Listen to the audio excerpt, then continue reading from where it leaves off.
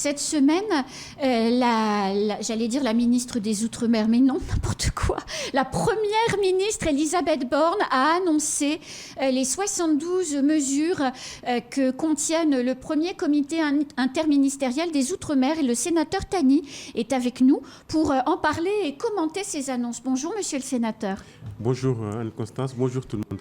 Merci d'avoir accepté notre invitation. Les mesures étaient très attendues. On doutait un peu de ce qui pourrait sortir de ce comité interministériel. Finalement, beaucoup d'annonces, beaucoup de choses très intéressantes. Vous en pensez quoi des 72 mesures ? Ce comité interministériel était attendu de longue date. Ici à Mayotte, nous nous sommes mis prêts. Nous l'avons préparé. Vous savez, à Mayotte, on parle beaucoup d'entente entre les élus sur ce que nous avons mis sur la copie que nous avons rendue au gouvernement s'agissant de ce comité interministériel.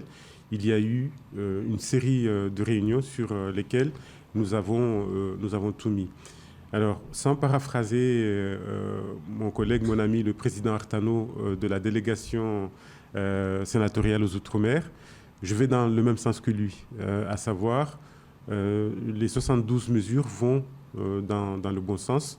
Maintenant, ce comité interministériel, ce n'est pas un aboutissement, c'est un début. C'était important que nous mettions un certain nombre de choses dedans. On pourra revenir dans le détail, notamment sur le futur projet de loi Mayotte. Mais c'est un début. D'ailleurs, il est prévu qu'annuellement, il y ait une revoyure pour faire un point d'étape. Qu'est-ce qui a été prévu? Où en sommes-nous? Et qu'est-ce qu'on fait pour les années suivantes et compléter les dispositifs? Justement, la mesure 50 de ce SIOM nous concerne particulièrement puisque c'est la loi Mayotte qui devrait être proposée d'ici 6 mois, si on en croit ce qui est écrit. Elle est un petit peu précisée dans le document, avec notamment un volet qui vous concerne, puisqu'il s'agit de renforcer l'amendement dit Tani. Il s'agit également de rendre moins facile l'accès à la nationalité. Comment ça pourrait prendre forme? C'est la fin du droit du sol à Mayotte, comme l'attend la population en quelque sorte? Alors vous savez, le groupe LR du Sénat a déposé une proposition de loi qui va dans le sens de la fin du droit du sol. Moi, ce que j'aimerais sur ce sujet hyper sensible et hyper important pour nous, que d'ici que le projet de loi de Mayotte soit déposé en Conseil des ministres, je fais une petite parenthèse, c'est heureux aujourd'hui qu'après les cafouillages qu'il y a eu par rapport à ce projet de loi, eh bien, des deux côtés, notamment du côté du gouvernement, la copie ait été revue et qu'on remette le métier à l'ouvrage. Je referme la parenthèse. Sur ce sujet du droit de la nationalité, je reviens toujours à ce qui m'a été dit lorsque je suis passé devant le Conseil d'État. Il n'allait pas de soi pour les conseillers d'État que pour trouver des solutions pour juguler l'immigration, eh bien, on agit sur la nationalité. Ce sont deux sujets juridiquement qui ne sont pas traités de la même manière. Et j'aimerais qu'on mette à profit ces quelques mois pour faire un bilan d'étape, pour faire le point sur ce que mes amendements ont concrètement apporté. Et sur ce qu'il faut faire pour les améliorer. Si nous ne faisons pas ce bilan, vous savez, on peut multiplier les lois, on dit les lois oui. sont bavardes. Si on ne fait pas ce bilan, ça ne rimerait pas à grand-chose. Et moi, c'est l'appel que je lance, que j'ai lancé, que j'espère continuer à lancer auprès de la Commission des lois au Sénat. Le gouvernement doit absolument faire ce bilan avant de savoir ce que nous faisons de mes amendements. Est-ce que vous allez vous battre pour que l'on ait une loi-programme pour nos téléspectateurs? La loi-programme, c'est-à-dire l'ambition, voilà où on veut aller, mais on met à côté le financement. Parce que si c'est une loi simple, on a une ambition qui est définie, mais il n'y a pas le financement. Donc après, il faut encore se battre pour avoir l'argent pour pouvoir faire. Est-ce que c'est pas mieux une loi-programme? C'est probablement vers ça qu'il va falloir tendre. Alors, ce n'était pas facile et ça n'avait pas été accepté dans la mouture du gouvernement qu'il y ait une loi-programme parce que le gouvernement disait il y a déjà les contrats de convergence et de transformation, il y a je ne sais pas quel plan Mayotte et une loi-programme allait s'enchevêtrer avec tout ça. Dans la mesure où le premier contrat de convergence et de transformation arrive à échéance. À la fin de l'année. Voilà, ça serait effectivement très bienvenu de faire une programmation dans cette loi et de dire, effectivement, nous avons tels objectifs, nous nous donnons tel délai et nous nous donnons tel moyen pour y parvenir. Et vous savez, dans ces moyens, je tiens absolument à ce que nous en profitions pour réclamer les moyens de la région. Aujourd'hui, parce que nous sommes dans une période que vous savez de campagne, certains appellent à l'augmentation de la DGF. Eh bien, cette augmentation de la DGF serait d'autant plus opportune que nous aurions la DGF de la région. Ce qui semble être d'actualité, puisque c'est une des mesures du SIOM et de cette mesure 50, la loi Mayotte, de justement transformer le mode électoral départemental en mode régional, et c'est écrit noir sur blanc, et de donner à la région Mayotte les compétences qui vont avec. Donc, les compétences sans argent, ça ne sert à rien. Il faut se féliciter que la classe politique de Mayotte soit parvenue à cet accord. Oui.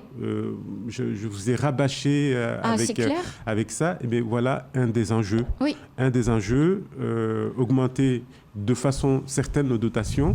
Et il faut absolument que les moyens de la région, effectivement, suivent cette programmation que vous et beaucoup d'entre nous appelons de nos voeux.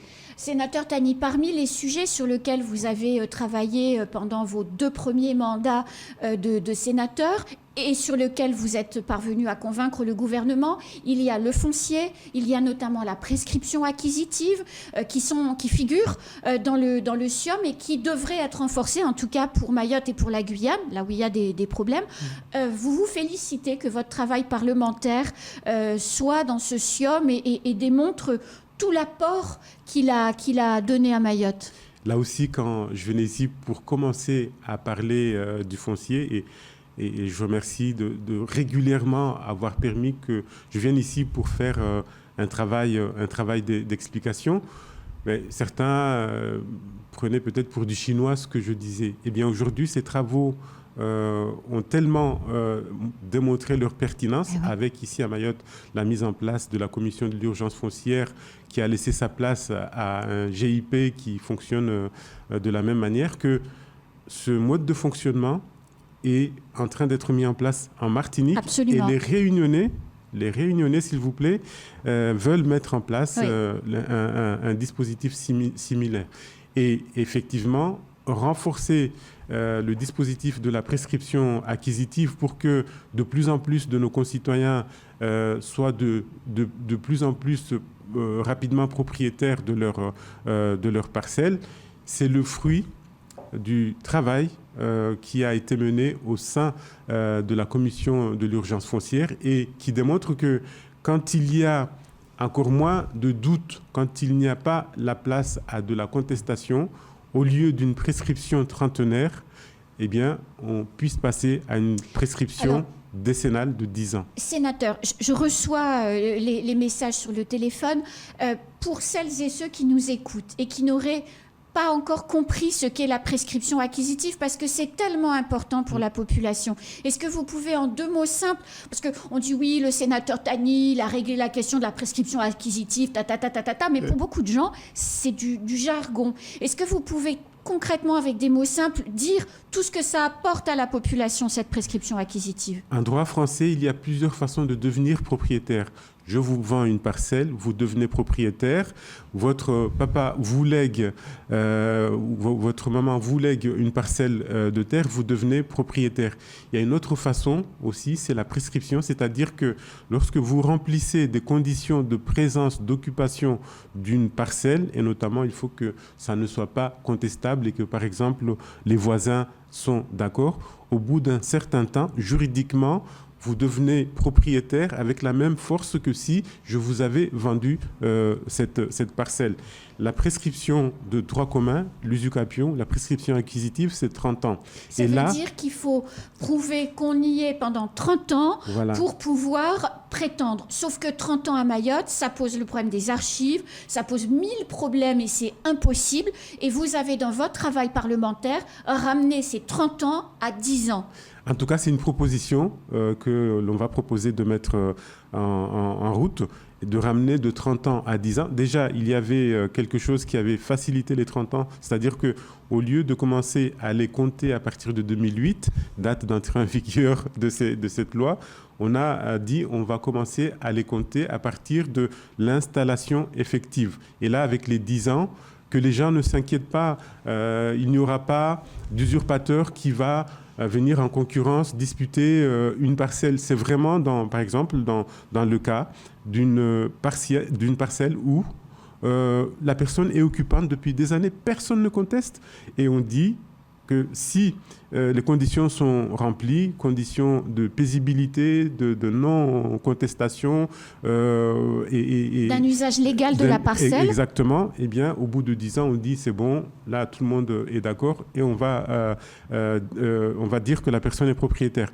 Collectivement, il faut que nous nous mettions d'accord sur les modalités de preuve parce que la loi, c'est une chose, la façon de prouver son droit, c'est autre chose. Et là-dessus, moi, j'aimerais travailler avec les maires pour que, par exemple, on puisse établir une sorte d'attestation de moralité, oui. Je l'appelle ça comme ça, mais ça peut être autre chose, en commun avec les cadis. Les cadis faisaient souvent ça avant, une sorte d'attestation qui dit effectivement, sans aucune contestation, cette parcelle appartient à telle ou telle personne. Voilà, ce sont des régularisations qui auraient dû être faites depuis des années. Malheureusement, ça n'a pas pu être possible. Et aujourd'hui, nous avons la possibilité de rattraper ce temps pour le bien des populations et aussi pour élargir l'assiette fiscale des communes. Parce qu'aujourd'hui, nous sommes quelques-uns à être pressurés par l'impôt. Or, il n'y a que 30% des parcelles qui payent l'impôt. Imaginez demain 50, 70, 100% des parcelles. On pourrait réduire l'assiette parce que plus partage cotiserait au pot commun. L'impôt foncier serait réduit. Alors, sénateur Tani, autre question issue du SIOM. On le vit, vous vivez à Mayotte, donc forcément, vous le savez, faire ses courses, je ne dis pas que c'est l'enfer parce qu'il y a des choses dans les magasins, mais le choix est quelquefois douloureux parce qu'on en est tous maintenant réduits à choisir ce qu'on achète tellement les prix sont chers. Dans ce SIOM, il y a la volonté du gouvernement de créer pour les Outre-mer ce qu'on appelle un marquage RUP, ce qui va permettre au département d'Outre-mer d'acheter des produits de qualité, mais dans la zone économique proche. Pour ce qui nous concerne, je pense à la Tanzanie, je pense effectivement à Madagascar. Hier, le président Bio avait rajouté le Kenya également.